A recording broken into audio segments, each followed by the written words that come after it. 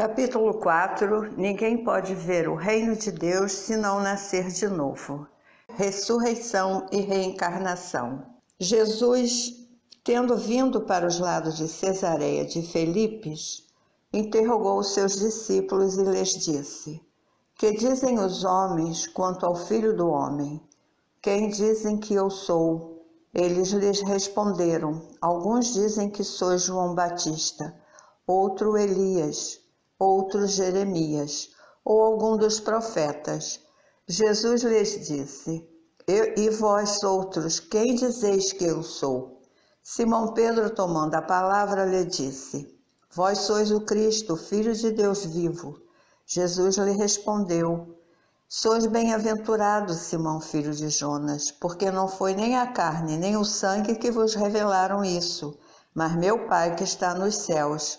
São Mateus, capítulo 16, versículo 13 a 17, São Marcos, capítulo 8, versículo 27 a 30. Entretanto, Herodes, o tetrarca, ouvindo falar de tudo que Jesus fazia, seu espírito estava em suspenso, porque uns diziam que João ressuscitara de entre os mortos, outros que Elias apareceu, e outros que um dos antigos profetas ressuscitara. Então Herodes disse: Eu fiz cortar a cabeça a João, mas quem é este de quem ouvi falar tão grandes coisas? E ele tinha vontade de o ver. São Marcos, capítulo 6, versículo 14 e 15, São Lucas, capítulo 9, versículos 7, 8 e 9.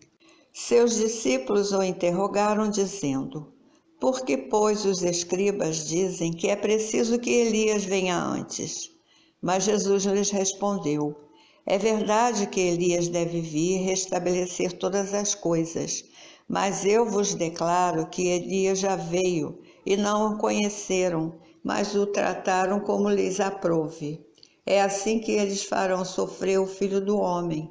Então seus discípulos compreenderam que era de João Batista que lhes havia falado. São Mateus, capítulo 17, versículo 10 a 13, São Marcos, capítulo 9, versículo 11, 12 e 13. Ressurreição e reencarnação. A reencarnação fazia parte dos dogmas judaicos sob o nome de ressurreição. Só os saduceus, que pensavam que tudo acabava com a morte, não acreditavam nela. As ideias dos judeus sobre esse ponto, como sobre muitos outros, não estavam claramente definidas, porque não tinham senão noções vagas e incompletas sobre a alma e sua ligação com o corpo. Eles acreditavam que um homem que viveu podia reviver, sem se inteirarem com precisão da maneira pelo qual o fato podia ocorrer. Designavam pela palavra ressurreição o que o Espiritismo mais judiciosamente chama reencarnação. Com efeito, a ressurreição supõe o retorno à vida do corpo que morreu, o que a ciência demonstra ser materialmente impossível, sobretudo quando os elementos desse corpo estão desde há muito dispersos e absorvidos.